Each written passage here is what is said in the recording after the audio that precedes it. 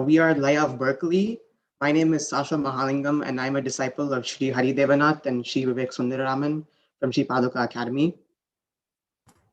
And I'm Radhika Bhalerao, and I'm a disciple of Srimati Ashwini Kapade and Vidushi Kalaramnathji. And today we're going to be discussing a comparative analysis of polyrhythms across Indian classical and Western music. So our agenda is as follows. We'll begin with the Carnatic introduction to polyrhythms, where we will build the theory of what polyrhythms are, make observations, and find ways to connect the idea of polyrhythms across Carnatic music, and in that way enhance our understanding of both how rhythm in Carnatic music works, as well as how polyrhythms in Western music works. We'll also be providing a Hindustani perspective on polyrhythms, which will be presented by Radhika in the segment following this one. And then finally, we'll go over some Western classical extrapolations, where we will discuss how many genius composers have layered polyrhythms in their music in very subtle manners.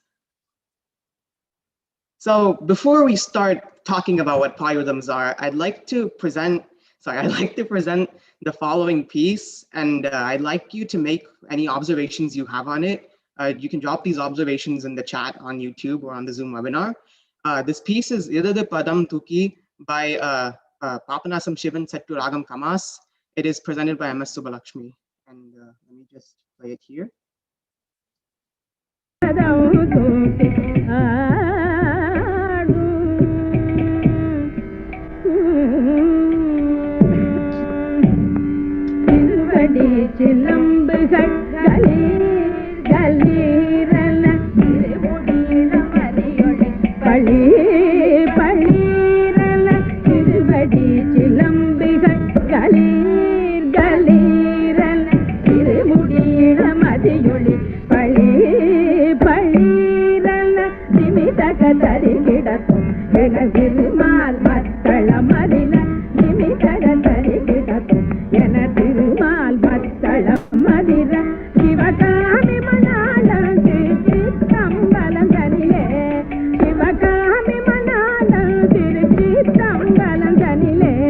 All right, so what observations can we make about this? So first off, this was probably the most obvious one, we could see that this piece was presented using triplets and quadruplets. That is, a portion of each avartanam was split up into threes. That is, the beats each had 3 notes. And then the second half also had 4 notes. So it was a mixture of both triplets and quadruplets. The structure went something like this. Taka dimi taka tam ta tam ta tam ta ta tam taka dimi taka tam ta tam ta tam ta ta tam. And then the later portion, it was just all triplets. So like taka dimi tam taka tam tam taka tam tam tam taka tam. So what we want to do today is connect this idea of triplets and quadruplets to a more broader base of understanding. That is, how else can we describe this technique, and how can we generalize it to more complex ideas in both Carnatic music and Western music, as well as Hindustani music? And this is what we intend to describe with polyrhythms. That segues us into our introduction. So as we've said, today's topic is polyrhythms across musical genres. Our goal is that by the end of our presentation, we would like to show how polyrhythms appear in different forms of Indian and Western classical music, and how they are connected across these genres. To begin, let's first define exactly what a polyrhythm is. So the simple definition is that a polyrhythm is when you juxtapose multiple rhythmic cycles with different measures so that they all cyclically start and finish at the same time, each iteration. Now that explanation might have been slightly confusing to some of you who just saw it, and we can go and dissect it further into more basic building blocks to get a better understanding. So suppose we take 2 rhythms of different notes per cycle. That is, one rhythm has 3 notes per cycle, so it goes 1, 2, 3, 1, 2, 3, 1, 2, 3. And then suppose we took another rhythm that just had 1 note per cycle. That is, it just went 1, 1, 1, 1. Now, what if I told you that you could overlap these 2 cycles so that they both started and finished at the same time? That is, they're essentially mixed together so that each of their cycles overlap, they're synchronized in time. Well, you might tell me, well, this is impossible. If one cycle has more notes than the other, shouldn't it take longer time? So the key to recognize here is that these cycles can have different speeds. That is, one cycle can be adjusted to one speed such that when it is played in tandem with the other cycle, it'll overlap each cycle's starting point and it'll take the same amount of time to finish as the other cycle does. So in this example here, I've shown a 3x1 polyrhythm. That is, the first overlaying polyrhythm has 3 notes per cycle: 1, 2, 3, 1, 2, 3, 1, 2, 3, 1, 2, 3. And the base polyrhythm has 1 note per cycle: 1, 1, 1, 1. And what we can see here is however long this polyrhythm, this rhythm here took to complete, this thing would take 1/3 of that time per note. So for example, this might have been running at 60 beats per minute for each of its notes, in which case this would have to run at 20 beats per minute for each of its notes. And this would make sense because since it has 3 times as many notes as the other cycle does, if it took 1/3 of the time to complete each of its notes, it would take the same total time to complete an entire cycle as the 1 note per cycle rhythm takes. So essentially what we're doing is we're taking these 2 rhythms and we're overlapping their speeds. We're overlapping them and adjusting their speeds so that they each start and finish at the same time. And then we give this effect of them being synchronized across time. So in the example that I demonstrated, you can look at this as if my hand was putting the 1 note per cycle and I was saying the 3 notes per cycle rhythm: 1, 2, 3, 1, 2, 3, 1, 2, 3, 1, 2, 3. Every time I start the 3 note cycle, the 1 note cycle starts, and vice versa. And they both take the same amount of time to complete each iteration, as you can see. All right, before I go into this, are there any questions so far? I don't think there are any questions right now, so we should be okay. All right, sounds good. Okay, so now I want to go into a slightly more complex, but still somewhat building block example of a polyrhythm. And this is a 4x3 polyrhythm that has been uploaded and presented beautifully by a David Bennett piano on YouTube. So let me just play this video here. For example, if we have a song that's in 3/4, then we have 3 evenly spaced beats in each bar. That is just a 3 note cycle. But what if we superimpose 4 evenly spaced beats on top of this? So we now simultaneously have 3 beats dividing the bar and 4 beats.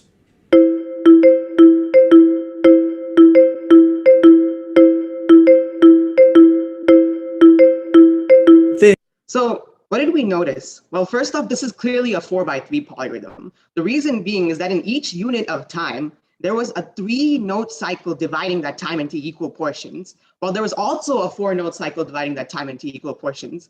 These 2 cycles were synchronized in each iteration to start and finish at the same time, so that every single time a new cycle starts, they overlap.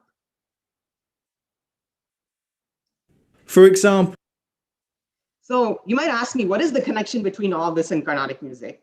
To go into that, let's first review how nades work. In a nade, what you have is you're taking a single beat in Carnatic music and you're fitting X notes into that beat. For example, what we showed earlier with triplets in Idadu Padam Tuki was Tishra nade. That is, in each beat, there were 3 notes. So 1, 2, 3, 1, 2, 3, 1, 2, 3, 1, 2, 3. Another example of a nade is Kanda nade, and that's basically 5 notes per beat. So 1, 2, 3, 4, 5, 1, 2, 3, 4, 5, 1, 2, 3, 4, 5, 1, 2, 3, 4, 5. And most songs, as you might know, are set to Chatushra nade, which is basically a rhythm of 4. So where this connects 2 polyrhythms is that we can visualize nades in a different way. How else can we visualize these nades, you might ask? Well, they're just X/1 polyrhythms. The reason being is that we can visualize each of our beats as being a 1 note rhythmic cycle on its own. So this beat that I'm putting here, 1, 2, 3, 4, can really literally just be thought of as a rhythmic cycle that's going 1, 1, 1, 1, 1. And in every beat, we're fitting X total notes, which means that each beat has these X notes cyclically repeating. This is essentially the X note rhythm cycle that we wanted to achieve earlier, because they both start at the same time, the beat and the X notes, and they both finish at the same time. That is, by the time they're finished, the next beat and the next set of X notes has already begun. So in the example of a 3/1 polyrhythm, that is basically Tishra nade, you're doing 1, 2, 3, 1, 2, 3, 1, 2, 3, 1, 2, 3. And you see that this beat is sort of acting as a 1 note base, while your X notes, there's the number of matres you're fitting per beat, or the number of notes you're fitting per beat is acting as a 3 note cycle. Now, This ties into the original issue that we were trying to describe, which is how do we make an XY polyrhythm? I've just solved for you the case where we can make an X by 1 polyrhythm by simply choosing a nade and making the nade take a certain number of notes per beat. But if we wanted a more complicated polyrhythm like 4 by 3, what the artist was demonstrating earlier, or suppose we took the 3 notes at 60 beats per minute, and then we wanted to overlap the 4 notes on top of that, how would we implement it? And I've given a slight visualization below where you can see these 3 notes sort of dividing the avartanam, and then these 4 notes also dividing the avartanam in the same like time span, but it just in different proportions. Before we go into the overall concrete answer, let's just take a detour to a Carnatic music parallel of this 4 by 3 polyrhythm. Suppose we took Chatusra Nade Rupakatalam. Now what this is Rupakatalam with 4 notes per beat. So, and it has a total of 3 beats. So it ends up going as 1, 2, 3, 4, 1, 2, 3, 4, 1, 2, 3, 4, 1, 2, 3, 4, 1, 2, 3, 4, 1, 2, 3, 4. Now, what if we took each note and we made it take up 3 total matres? That is, rather than pronouncing 12 notes, we end up pronouncing 4 notes, because since each note takes up 3 total spaces, all you're doing is taking the number of notes in the entire avartanam, 12, and dividing it by 3. So what's essentially going on with this division is 1, 2, 3, 4, 1, 2, 3, 4. As you can see, each note takes up 3 total matres. But what if we drop the car base entirely? That is, we don't pronounce the commas in the middle. This just becomes 1, 2, 3, 4, 1, 2, 3, 4. What do we notice? Well, the 4 notes per avartanam, the 4 note polyrhythm that we are trying to simulate is actually just the matres that we are pronouncing each avartanam. They start with the avartanam and they finish when the avartanam finishes. And that is because they evenly divide the 12 notes into groups that can be easily pronounced and easily visualized. So this 1, 2, 3, 4 is actually our 4 note rhythm. And our number of beats, that is our 3 beat rhythm of Rupakatalam, can serve as our 3 note rhythm. And since they both overlap every single time, this actually achieves the 4 by 3 polyrhythm that we were trying to get earlier. In fact, any 4 by X rhythm can be done like this, where we take a base of X beats and we take Chatushanade in that base, and then we split up the matres so that each matre takes up X total spaces. So for example, for 4 or 5, this would end up going as 1, 2, 3, 4, 1, 2, 3, 4, 1, 2, 3, 4, 1, 2, 3, 4, 1, 2, 3, 1, 2, 3, 4, 5, 1, 2, 3, 4, 5, 1, 2, 3, 4, 5, 1, 2, 3, 4, 5, 1, 2, 3, 4, 1, 2, 3, 4, 1, 2, 3, 4. This was basically just taking a 5-beat talam. In this case, I chose Kandajati Eka talam, which is just 5 beats with your hand and your fingers, and then just splitting and just using a 4 notes per beat and doing the division that I was talking about earlier. That is, each matre just takes up, each note takes up 5 spaces. Are there any questions on this so far?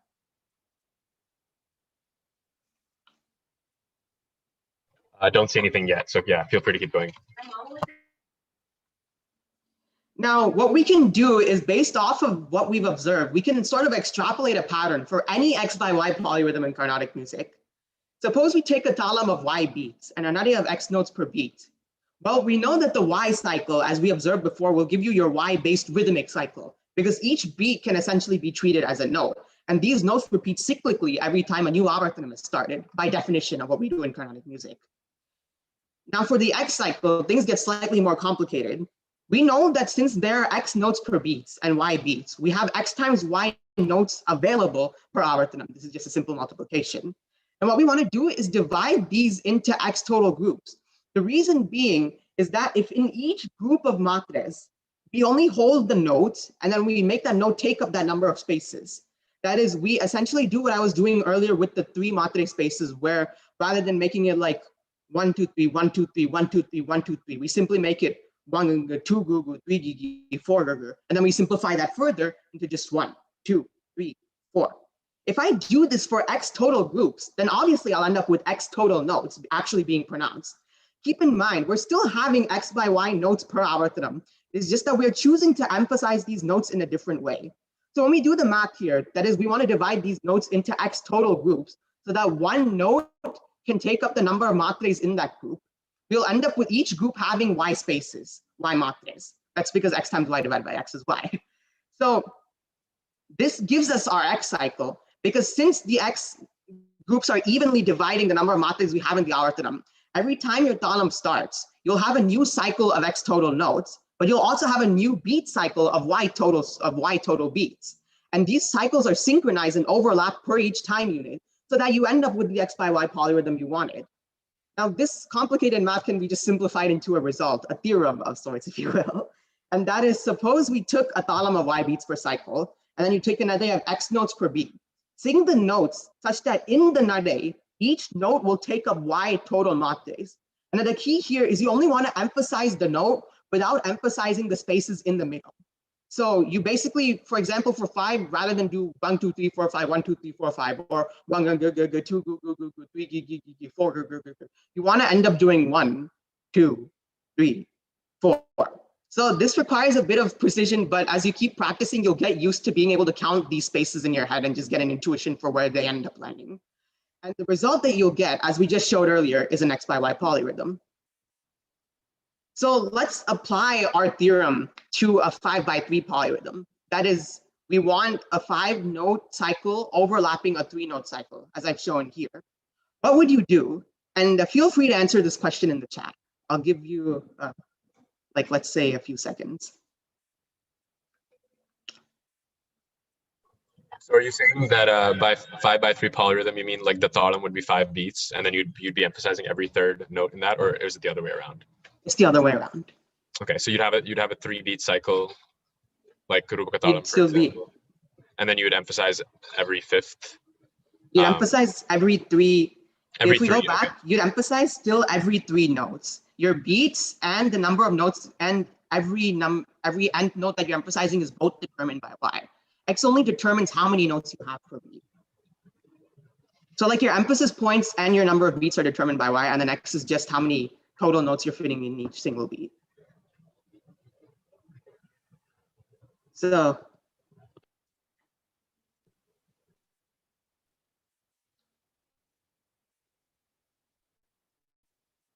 all right, I'm seeing a good answer already, and this is exactly what we want. 15 notes, you are correct. How do we divide these 15 notes? Well, what we do is we simply take 3 beats. That is, if we go back to our theorem, we want it to have Y beats per cycle. So we can take a simple 3-beat cycle, like let's say Rupaka talam, because that has 3 beats per cycle.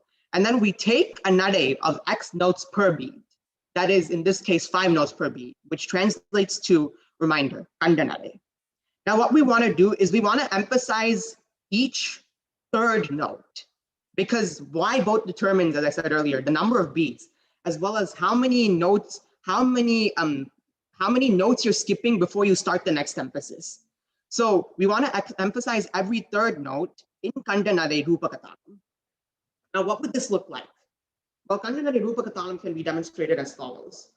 1, 2, 3, 4, 5, 1, 2, 3, 4, 5, 1, 2, 3, 4, 5, 1, 2, 3, 4, 5, 1, 2, 3, 4, 5, 1, 2, 3, 4, 5, 1, 2, 3, 4, 5, 1, 2, 3, 4, 5, 1, 2, 3, 4, 5. Now, if I emphasized every third note, first off, let's just think about splitting these into groups of 3. This would end up with 5 groups, right? Because 5 times 3 is 15, divided by 3 is 5. So you would end up with 1, 2, 3, 1, 2, 3, 1, 2, 3, 1, 2, 3, 1, 2, 3, 1, 2, 3, 1, 2, 3, 1, 2, 3, 1, 2, 3, 1, 2, 3. And I'm still doing the same nade. It's just that I'm counting in a different manner. This counting takes a while to get used to, but with practice, it'll be sort of internalized at some point. Now, what I want to do is I want to translate the remaining 2 spaces in each group to a comma, to 2 commas. So that'll be 1 group, 2 group, 3 group, 4 group, 5 group, 1 group, 2 group, 3 group, 4 group, 5 group,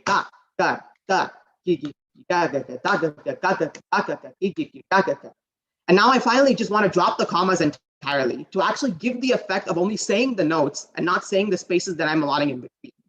So this ends up being 1, 2, 3, 4, 5, 2, 3, 4, 5, da, da, da, ki, da, da, da, da, ki, da. And then we finally gotten the 5 by 3 polyrhythm that we wanted. Since this seems like a pretty good stopping point, since this can likely cause a lot of confusion. So does anybody have any questions? Yes, I think in the YouTube chat there was a lot of people who were starting to get it. So you were saying, so one of the questions was, so is this Kandanade Rupakatalam? This is Kandanade Rupakatalam. Right. Yeah. So I think so. The idea, I guess, to convey is that it's emphasizing that every third syllable in Kandanade. Yes, exactly. Yeah. Great. Yeah. So it looks like people were catching on to it. So that's great. Yeah. I don't see anything else. So yeah, feel free to continue. Oh, well, I guess one thing that I could comment on or ask is, I don't know if you're getting to this later on in your presentation, but could you also effectively double this speed, right? So instead of emphasizing, so if you take like and then you could just double that, right? Like yes, that's exactly what the next slide is about. Okay. Sorry. Yeah, I didn't mean to jump the gun on you. So yeah, go ahead. Yeah, that's perfectly fine. This is a very interesting question, and there's like there's actually different ways you can approach it, a precision-based way and also sort of an intuitive way, and we'll get to that in the next slide. But basically, okay, it's good that people are sort of catching on. So just to recap, you can basically, if you're confused about what's going on here, you can just go back to this slide and keep rereading until you like convince yourself that this is the result, and maybe try to write out the math on your own to like understand it. Basically break this down and keep analyzing it until you finally get what's going on, and definitely like go and collaborate with your peers and ask for help and whatnot. So now that we've sort of derived what this theorem is and derived how we can use it, the question that Sanjeev posed, which is what we're going to be talking about next, is how do you want to do polyrhythms with faster nowadays, like 8x3?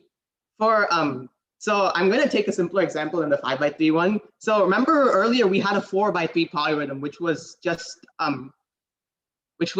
Chatushranade Rupakatalam with every third matre emphasized, right? 1, 2, 3, 4.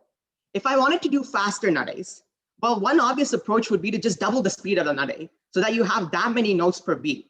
And the reason being is, if you just do the math, since you want to make it to have like 8 notes every 3 beats, then this just ends up being an 8x3 polyrhythm. You can just translate it directly into the theorem we had earlier. So the way this would look like is 1, 2, 3, 4, 5, 6, 7, 8, 1, 2, 3, 4, 5, 6, 7, 8, 1, 2, 3, 4, 5, 6, 7, 8, 1, 2, 3, 1, 2, 3, 1, 2, 3, 1, 2, 3, 1, 2, 3, 1, 2, 3, 1, 2, 3, 1, 2, 3, 1, 2, 3, 4, 1, 2, 3, 4, 1, 2, 3, 4, 1, 2, 3, 4. Now, naturally, when you do like Rupakatalam, if I tell you to do 8 notes per beat, you're likely going to be like, that's extremely fast and very overwhelming. But when you actually do the divisions of 3 spaces, it ends up working out because you're only emphasizing every third note, so you're not doing as much work with like the singing and the recitation and whatnot. But at some point, this kind of visualization starts to get overwhelming. That is, you don't want to keep like, if you get to 16x3, you don't want to start counting out 16 notes per beat and then emphasizing every 3 beats. That'll be a nightmare. So what you like to do instead is sort of take a more fundamental polyrhythm that is just some polyrhythm scaled, that is just this polyrhythm that you're trying to achieve scaled by some factor of 2. So for example, taking the 8x3, what if we just scale that down to a 4x3? But we already know how to do the 4x3 polyrhythm. That's very simple. We just count out every 3 matres. 1, 2, 3, 4. But what we can do now is, in the number of matres that we allot per note, we can simply fit 2 equally spaced notes into that same space. So you're basically you're still doing the doubling speed, but rather than thinking about it as actually doubling your nade, you're thinking about it as taking the space you've allotted in a more fundamental nade, in a more fundamental speed, and just dividing that space fractionally further, so that rather than having 1 note per space, you end up with 2 notes per space. And then for 16x3, you would end up with 4 notes per space, etc. So if I took the 8x3 polyrhythm now, the way you can look at it is, instead of 1, 2, 3, 4, 5, 6, 7, 8, you can look at it as 1, 2, 3, 4, 1, 1, 2, 2, 3, 3, 4, 4, 1, 2, 3, 4, 5, 6, 7, 8, 1, 2, 3, 4, 5, 6, 7, 8. And you can see that this starts to get easier because it's more intuitive for you to think about this as how you're splitting up your number of beats, rather than like trying to calculate things precisely. Precision is good, but only for like a more analytical understanding. At some point, you have to start like applying this stuff, right? So the name for this 4x3 series is called Chatushratishram. And generally, any x by y polyrhythm can be named in this way. You substitute the name of the nade in the place of x, and you substitute the number of beats in your cycle as y. So for example, for 4x5, you would call this Chatushra Kandam, because the 4 represents Chatushra and then the 5 represents Kandam, since Kandam means 5. Of course, when the base is 4, we just call this Nadam. The reason being is that what's happening when you're having a base of 4 is you're simply taking an existing nade and you're just doing a slower speed of it, or an even slower speed of it, or an even faster speed of it. So for example, for 5 by 4, a Kanda nade, as we know, is 5 by 1, 1, 2, 3, 4, 5, 1, 2, 3, 4, 5, 1, 2, 3, 4, 5, 1, 2, 3, 4, 5. 5 by 4 would just end up being 1, 2, 3, 4, 5. But since we've just taken the speed of Kanda nade, that is our 5 notes per beat, and we've reduced it by a factor of 4, in Carnatic music, we can just call this Ati Kir Kalam Kanda nade, because Kir means 1 speed lower, and Ati Kir means 2 speeds lower. So in this case, you can just still call this Kanda nade because of the fact that you're not like doing any like more intricate fitting. You're just taking something that exists and changing its speed by a factor of 2. So it's rather still simplistic enough to understand. Now, the thing is that these are not new nades. As I emphasized earlier, Kanda nade Rupaka Talam with the Kanda Trishram, that is the 5 by 3, was still just Kanda nade Rupaka Talam. What you're doing is you're just taking existing nades and differently emphasizing matras. And this is conceptually very important to understand because, it gives the right perspective on what we're doing here, and it doesn't like sort of derail from like the original place where this all started off. So for example, Chatushra Trishram is still Chatushra nade. All right, actually, before I go to the next part, I'd like to ask questions because here we're going to sort of translate to a more aesthetic kind of topic.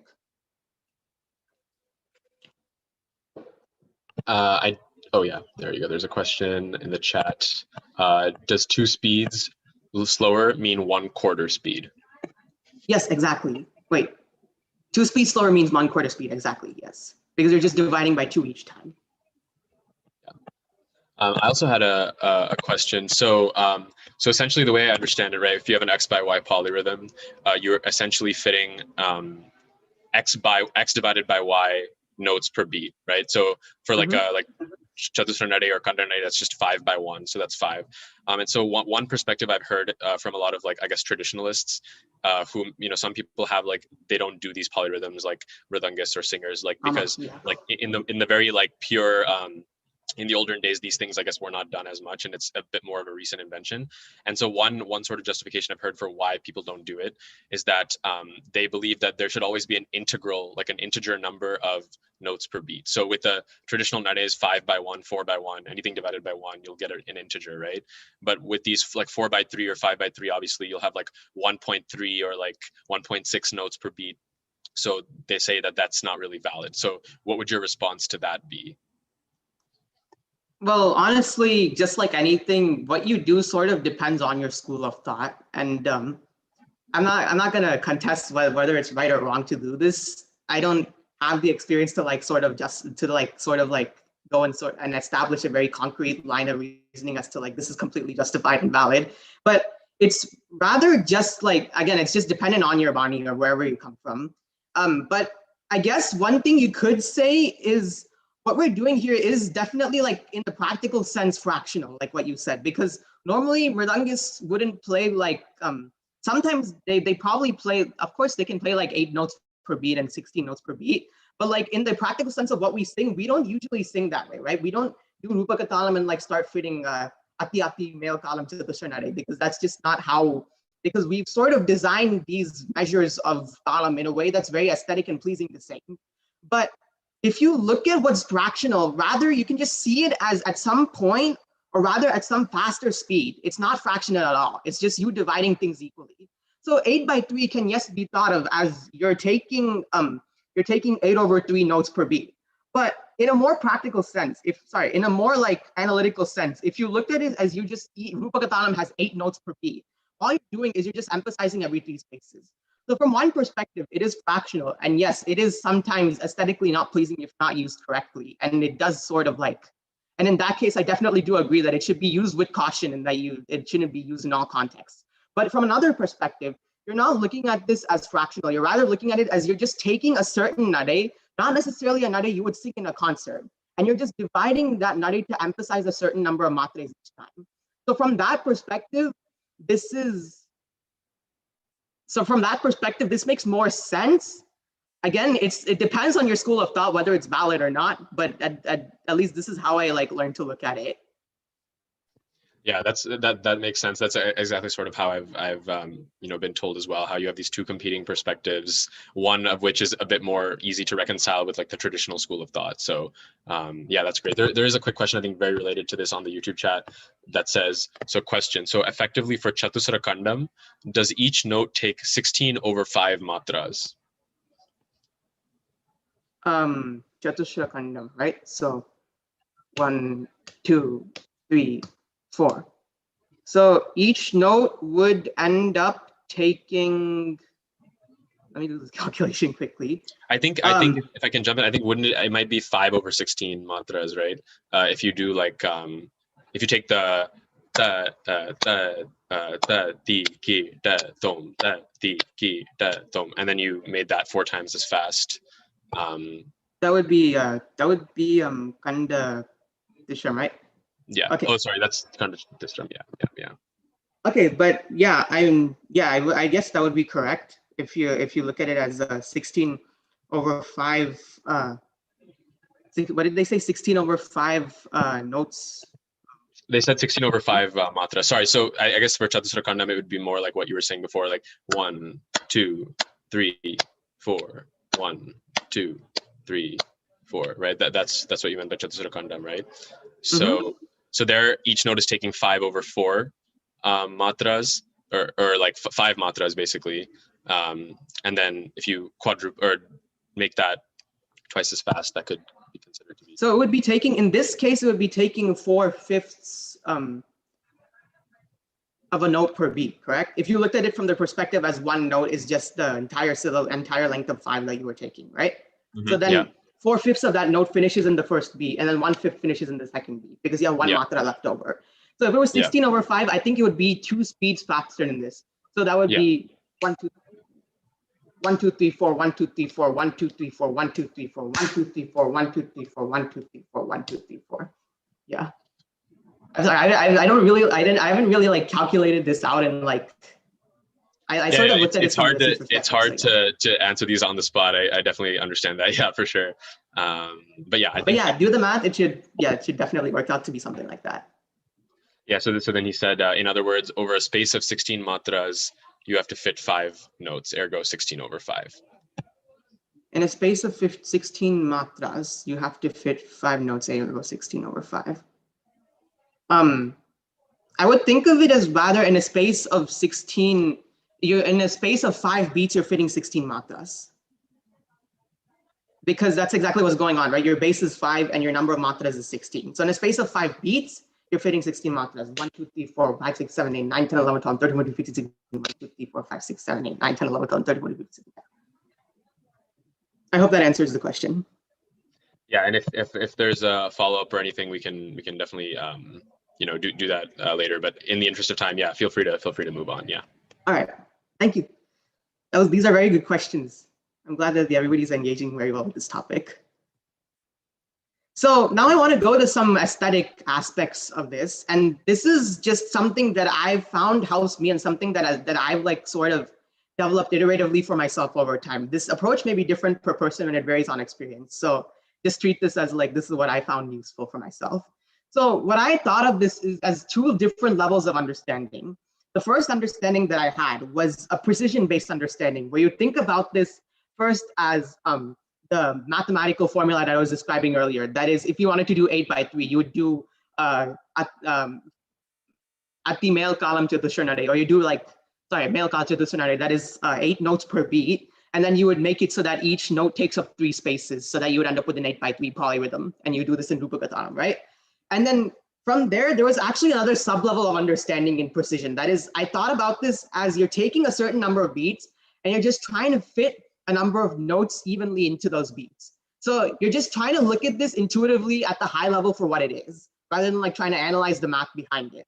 So for example, for an 8/3, rather than like calculating it out, I would just look at it as like 1, 2, 3, 4, 5, 6, 7, 8. And of course, when you start off, there's going to be like a lot of shifting and imprecision. So for that, I sort of use the double speed strategy that I was talking about earlier, where I'd use this as like being fitting 4 notes into 3 beats, which was pretty easy to sort of calculate out, and then just intuitively how to divide each of those spaces into 2 notes each. Now, what I'm basically trying to say here is that this is a more precision-based, conscious understanding of what's going on, and that is important to have when you're starting off the foundation. But over time, what I figured is that I wanted to graduate to a more flow-based understanding of what this is. That is, rather than think about this as fitting 8 notes into 3 beats, I wanted to think of the 8 notes as sort of having a rhythm, an adi talam of its own, if you will. And then the 3-beat talam was just a vehicle for that. So it was this is sort of 2 rhythms flowing together, but each of them are going at their own pace, but they're both synchronized in a very elegant way. Of course, you don't want to like lose track of where your rhythm is and like forget that you're originally doing Chatushra Nare. So this has to be also done with some caution. But the point is, when you get to this more aesthetic level of understanding, that is this more like fluid level of understanding of how polyrhythms work or how nares work, the singing becomes a lot more free and elegant, and you can do more like intricate patterns that sort of demonstrate the beauty of what you're doing. So it doesn't become a conscious exercise of fitting notes into beats, rather it becomes treating these beats as sort of having a flow of their own, treating these notes as having a flow of their own while the beats sort of accompany that. So for example, for 8x3, you could look at this as either 1, 2, 3, 1, 2, 3, 4, 5, 6, 7, 8, 1, 2, 3, 4, 5, 6, 7, 8. And this is good for gaining a conceptual understanding.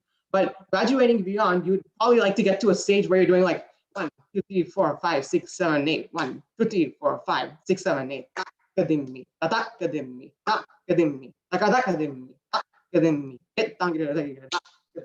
like that.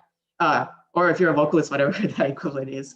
But basically, if you graduate to this more fluid level of understanding, you're able to create more elegance and more like fluidity in your polyrhythms. Sorry, that was slightly redundant.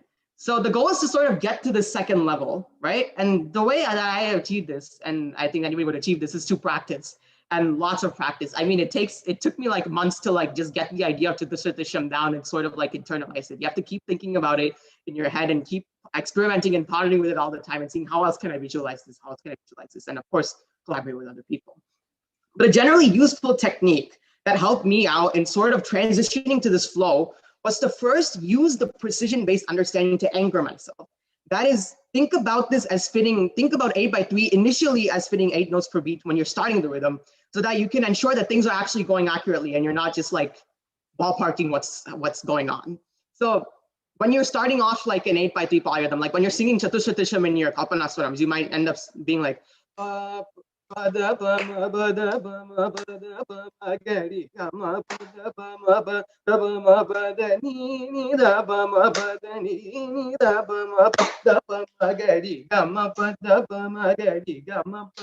So this is more of like a fitting based methodology.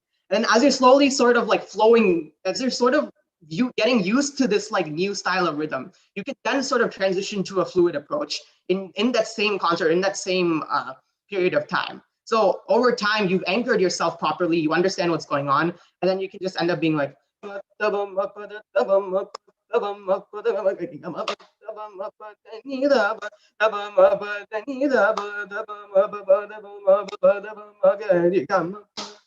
so basically you start off gaining the right pace, and then you sort of like let yourself flow once you found that pace, is what I'm saying. And this, I can basically just summarize everything I've said as the math should serve as an enrichment and a foundational understanding. And the presentation should sort of go beyond it. And this is sort of the perspective that I've adopted about polyrhythms, and it might be useful. And I think generally, like most of music works on this way, that the technical understanding is important, but your presentation should sort of like be an intuitive level above that. And this is what a lot of people who are like into Layam, a lot of people who have been experts in Layam and Vidwans in Layam have emphasized over time. A second point is that you should primarily use these to add flavor to music when it's appropriate. And this is sort of the disclaimer with anything in Carnatic music Layam. There's a lot of really crazy, mind-boggling stuff you can do. But if the presentation is compromised, then the musicians would conclude there's no point. Why would we do this? We should either find a better way to present it, or we should like just avoid doing it and keep it to like a nice rhythmic exercise rather. And as we'll see in future examples, there are really elegant ways of combining all these ideas, while also keeping the complexity of polyrhythms. And that's what I want to demonstrate with the next slide. So let's go over some practical examples of how polyrhythms might be demonstrated. So there's a popular Tirupugar composed by Aruna Girinatha and Raga Madhyamavati, and it's called Pakkare Vichitramani. And the structure goes something like this. Dim, takita, dim, takita, dim, takita, dim, takita, dim, takita, dim, takita, taka, takita, ta. Dim, takita, dim, takita, dim, takita, dim, takita, dim, takita, dim, takita, taka, takita, ta. So what happens is, since this is a 5-note based rhythm, what people tend to do is they treat this rhythm as taking a total of 20 notes per cycle. That is, they take every 4 divisions of 5 notes and treat that as one avartanam, or rather as one cycle. So it ends up being dim takita dim takita dim takita dim takita ends up being like one avartanam, and then dim takita dim takita taka takita tam ends up being another avartanam. And the reason this is useful is because you can sort of visualize a talam you can put for this in 2 different ways. The first way is, well, we know 20 is 4 times 5, and it can also be 5 times 4, but let's first look at 4 times 5. We can have 4 beats and then 5 notes per beat. This is Kandanade Chatushra Jati Ekatalam, right? Dim takita dim takita dim takita dim takita 1 2 3 4 5 1 2 3 4 5 1 2 3 4 5 1 2 3 4 5. So for example, one of the lines might go like this, and I'm just going to say the structure. Dim takita dim takita dim takita dim takita dim takita dim takita dim. Takita dim takita dim takita dim takita dim takita dim takita takita takita dim takita dim takita. So what do we notice here? Well, this is essentially just Kandanade, right? We're doing Kandanade Chatusra Jati Ekatalam, fitting 5 notes into a beat. Very baseline what's going on. So what if we took our singing speed, that is the speed at which we're singing this entire thing, we kept that speed of singing the same. That is, if we completely let go of our talam, the number of the speed at which we're singing each note does not change throughout. That is, the entire time we're just doing dim, takita, dim, takita, dim, takita, dim, takita, dim, takita, dim, takita, regardless of what's going on with our talam. So let's basically say that the singing had its own independent speed. And let's suppose that we made the talam change to a different thing throughout. That is, we started off with this Kandanade rhythm of 1 2 3 4 5 1 2 3 4 5 1 2 3 4 5 1 2 3 4 5, which is 4 times 5. But then we went to another rhythm, which was not 4 times 5, but rather 5 times 4.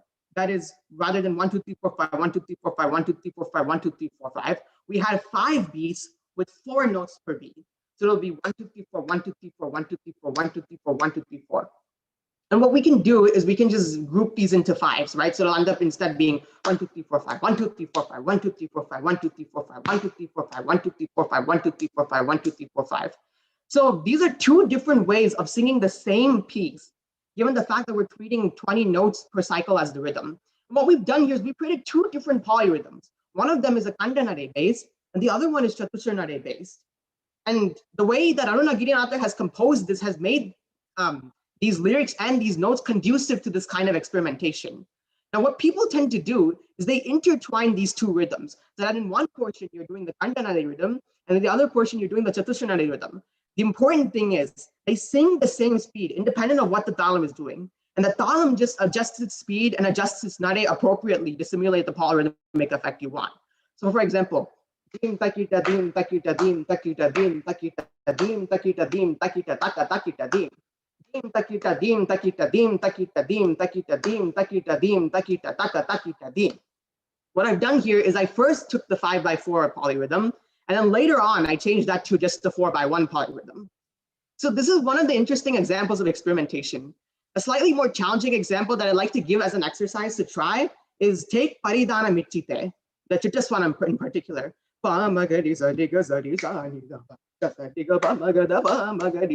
This is set to Kanda Chapu. That is essentially 10 notes per beat, right? Sorry, 10 notes per avartanam. And try putting this Chittaswanam in Kanda Nade instead. So Kanda Nade, that is with each avartanam basically taking up 2 beats of Kanda Nade, because I would end up taking 10 notes in total. So rather than making it, you can end up making it,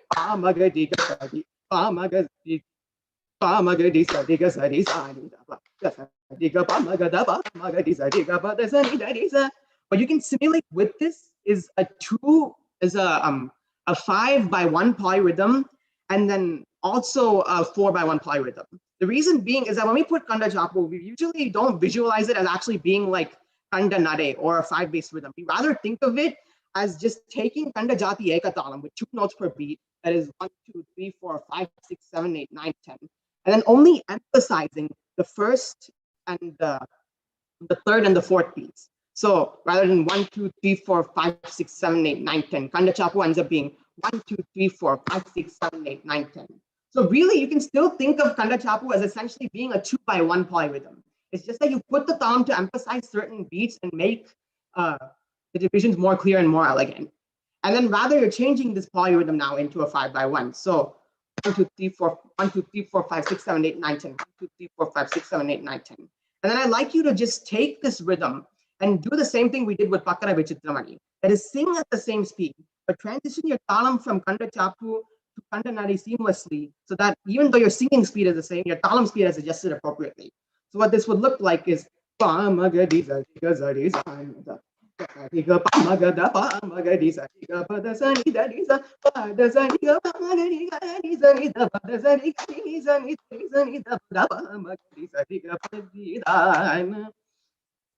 now, again, I like to emphasize, in each of these, the lyrics and the notes are conducive to the rhythms presented. And this is really important because it ties back into the aesthetics earlier.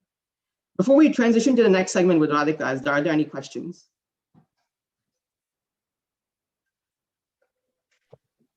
Yeah, if anyone has any questions, feel free to put it in the chat, either the YouTube or the Zoom chat.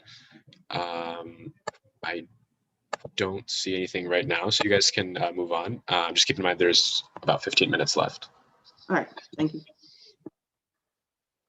Oh, wait, so I just like to I'll just demonstrate for a few seconds what, so Bharat Sundar has composed it to Jujavanti Tilana, and this is an example of a really well used polyrhythm, and I like to just demonstrate a few seconds of it to show what's going on.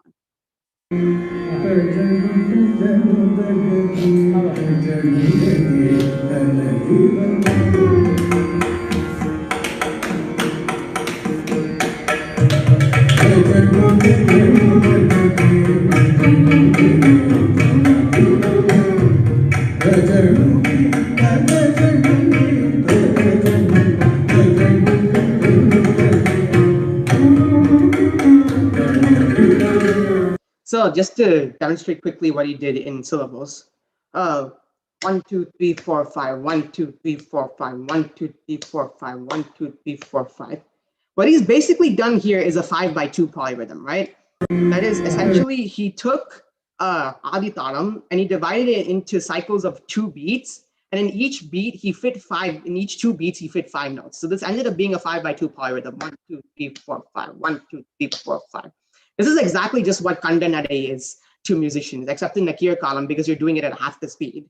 And what I wanted to emphasize was that he's incorporated this Tilana and this like rhythm so elegantly into this composition. It complements and it adds flavor. And this is what we strive to do in our music. So this is just what I wanted to use as an emphasis to that.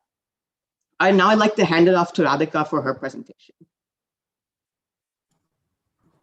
Thanks, Sashwat. I'm gonna share my screen.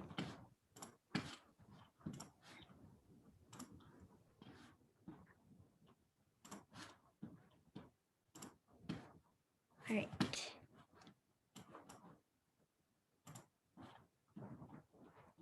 Can you all see? All right. So essentially, in Hindustani classical music, the exact same principles of polyrhythm apply. You can take a talam of like Y beats and fit X notes per beat, and that same division and that same mathematics and the same theorems we talked about can apply. Today, I'll be discussing about how the tal structure and the bandish structure in Hindustani music creates some really beautiful and intricate use cases for polyrhythms in Hindustani music. I'll start with a few basic terms in Hindustani tals. So a matra is a beat and vibhag is like a section of the tal. So in this case, matra is dhin and vibhag is dhin na, or dhin dhin na is another vibhag, tin na is another vibhag. And the whole cycle is called one avartan.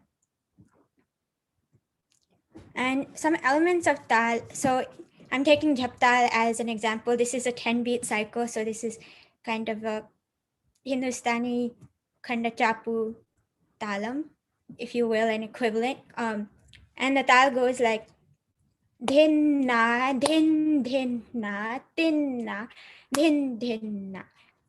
And where I'm giving the tali is kind of like the emphasis, dhin na, dhin dhin na, and kali, din na, din na.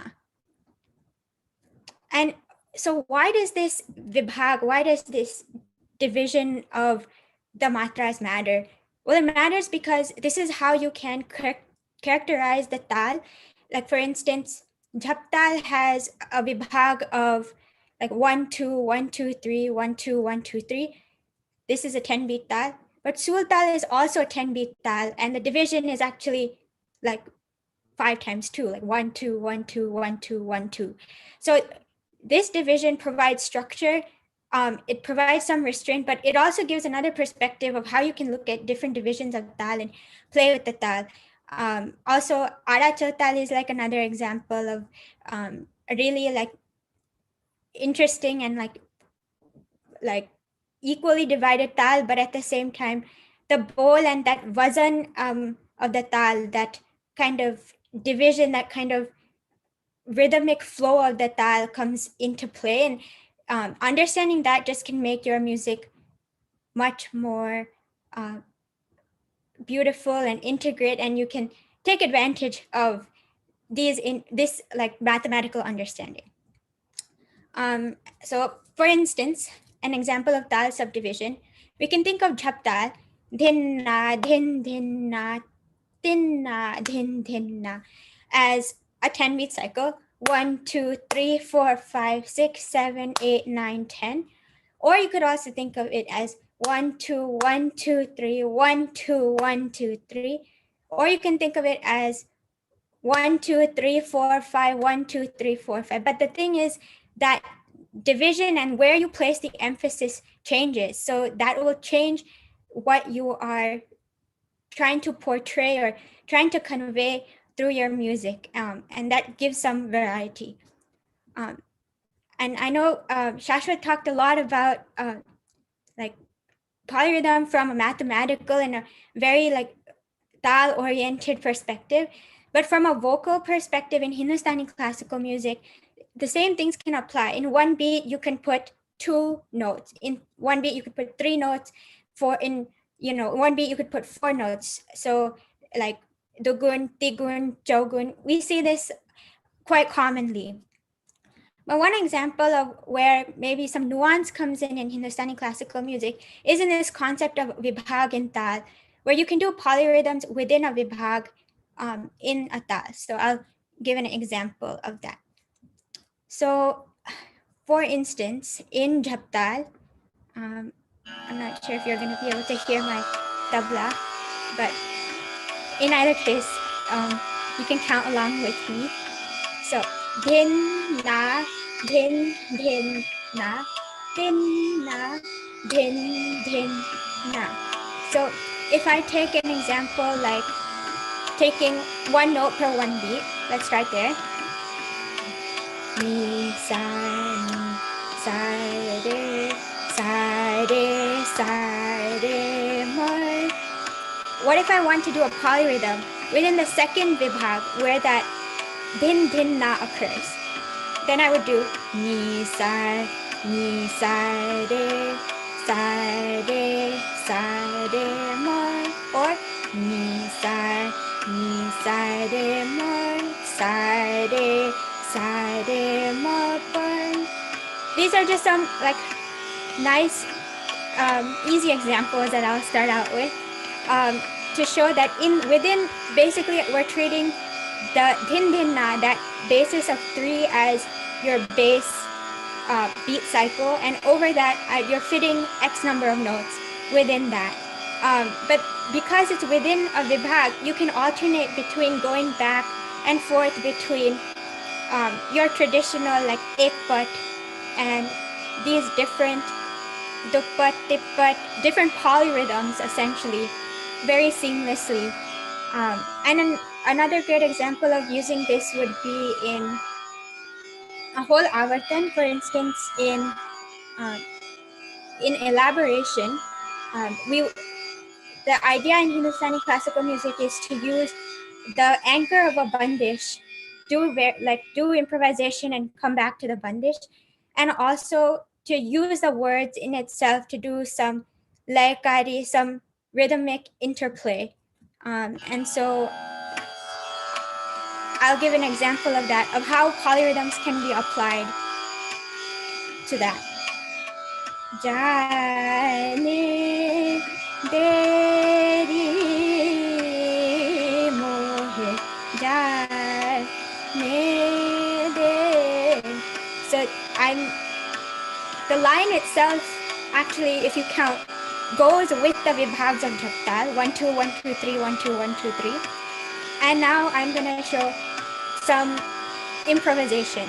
So jaane de, jaane de, jaane de ra.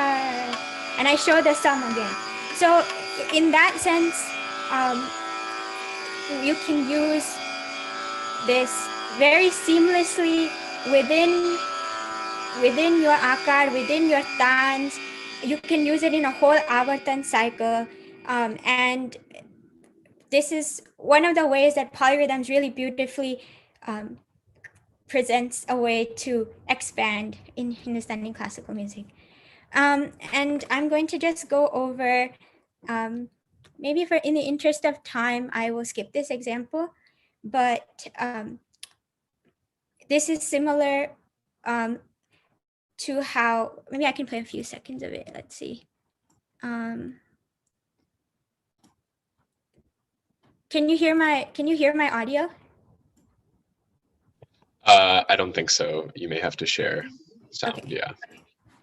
Okay. Let's see. Maybe in the interest of time, I'll skip this. But essentially, it is the same idea in an instrumental perspective where you use a mukra to pick up, and you can do like layering of like a tishra jati over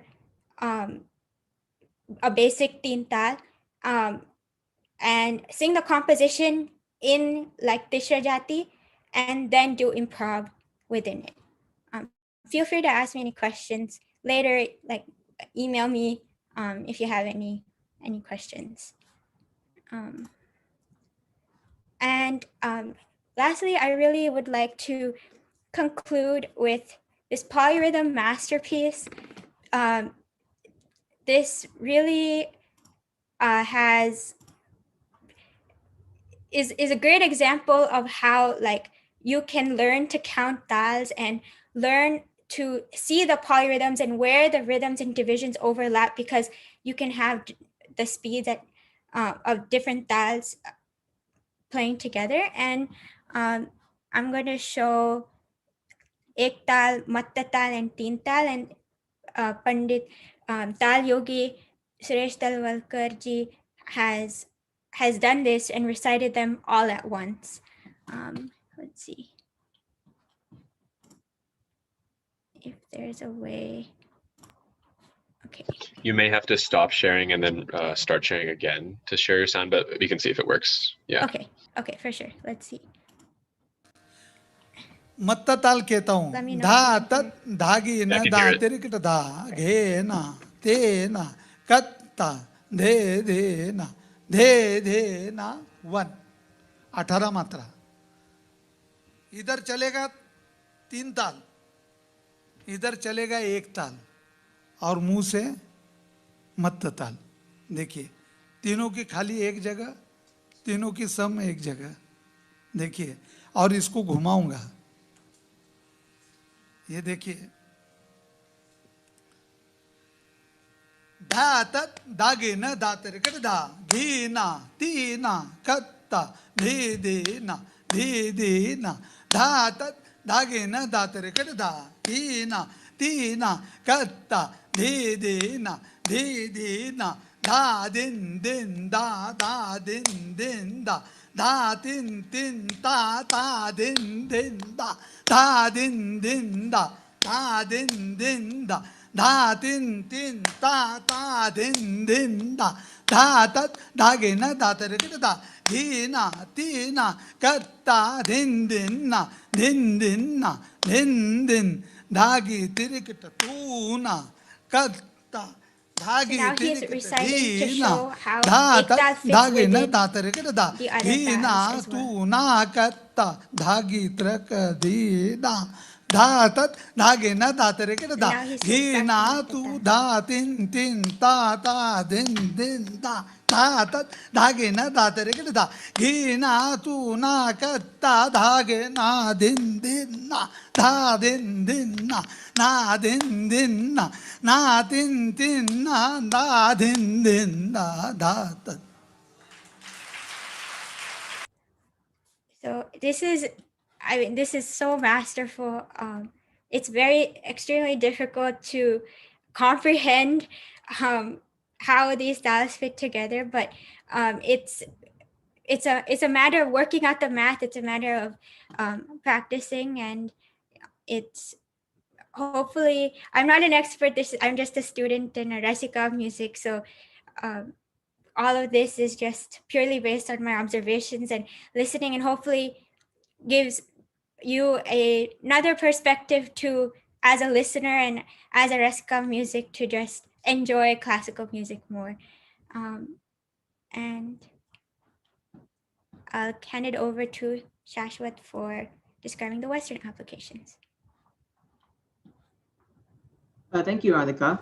So the first example that I like to look at in the Western applications, that is revisiting where we started off originally, is by Frederick Chopin, a very famous pianist, and he's known for like incorporating polyrhythms very masterfully in his compositions, from what I've heard. So yeah.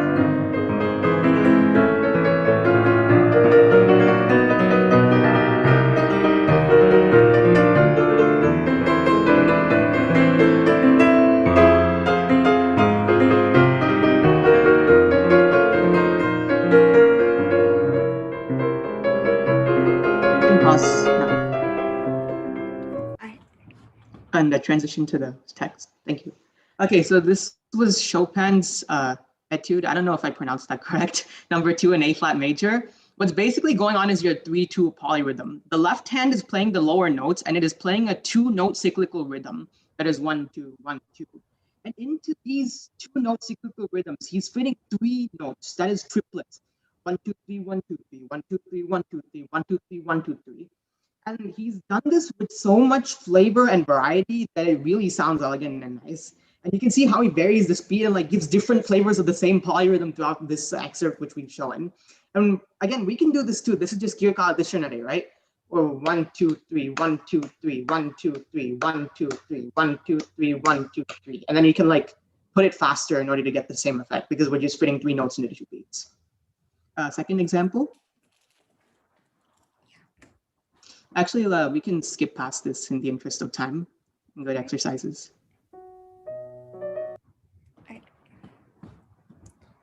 There is a question on the YouTube chat, if that's okay. Yeah, definitely. So it says, how does a tabla player help you as the singer when you are incorporating polyrhythms? Yeah, that's a great question. So I think one of the hallmarks of Hindustani music is tal baddha. So it's the tal is essentially fixed, and the tabla player like helps to keep that kind of fixed cycle. But I would say that in an interaction between like a singer and a tabla artist on stage, like you know, there could be interlacing. There is an opportunity for like interlacing polyrhythms where both the tabla player, like for instance in Teen Tal, decides to do like a tippat, and over that a singer can choose to do like a patpat, so they're fitting in like basically 5 notes within like 16 beats, or patterns of 5 within 4 notes but the tabla player is actually playing in 3. So there is definitely this opportunity of polyrhythms in that case. But there is this like maybe mental constant of like 4 that's going on in the head, and like kind of keeping everything together. And I think that's what the bandish and that's what the these kind of bandish and tal structures kind of provide, where you go and do some improvisation and then you come back to this structure. Yeah, the opportunities are endless with polyrhythms. Great, thanks. Yeah, I don't think there are, I'll just check real quick. Yeah, I don't think there's anything else on YouTube. So yeah, go ahead. Just some general exercises to kind of help get used to this idea of multiple rhythms going on at once. There's this idea that if you could use words and syllables and to train your mind. So for instance, you could use like bumblebee, a 3-syllable word, and kind of split it over like 4 counts. So like 1, 2, 3, 4, bumblebee, bumblebee, like that. Or you could also use like hippopotamus for 5. Practice switching between the different polyrhythms is also another general exercise like that has been talked about a lot, like ni sa sa re ma ma pa, ni sa sa re ma ma pa, ni sa sa re ma ma pa, ni sa sa re ma ma pa, ni sa sa re ma ma pa, ni sa sa re ma ma ma ma na pa ga ma pa ma re sa. And I think this is actually really commonly used in tanz in Hindustani classical music. And then lastly, listen actively for polyrhythms and music around you. You know, they don't just exist in classical music. They exist in like pop songs. They exist in like music on the radio, even elevator music when we get the chance to go back inside a building outside of our house. Yeah, I think just enjoy and like critically listen to all sorts of music. And I'll pass it to Sashwat. Yeah, just a quick exercise to try out. Singavarnam and Chatushratisham. That is basically using a basis of 16 by 3. That is essentially 1, 2, 3, 4, 1, 2, 3, 4, 1, 2, 3, 4, 1, 2, 3, 4. You know, Varnams in Adi Talam are essentially just 2 avartanams of this because they have 32 total matras, and each avartanam here would have 16 total matras. So try singing a Varnam in its Kir column and male column speed. That is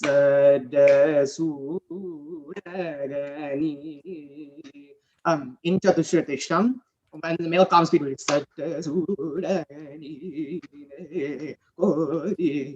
and then try to make it so that in singing a standard Aditalam song, maybe you can try to switch somewhere into Rupakatalam into one of the avartanams while keeping the singing speed the same. So the same exercise I was talking about earlier, where you keep the singing speed the same and then just change the talam into Rupakatalam. So you're simulating Chatushratisham while in fact you're not changing anything about how fast you're singing the song. So like etc.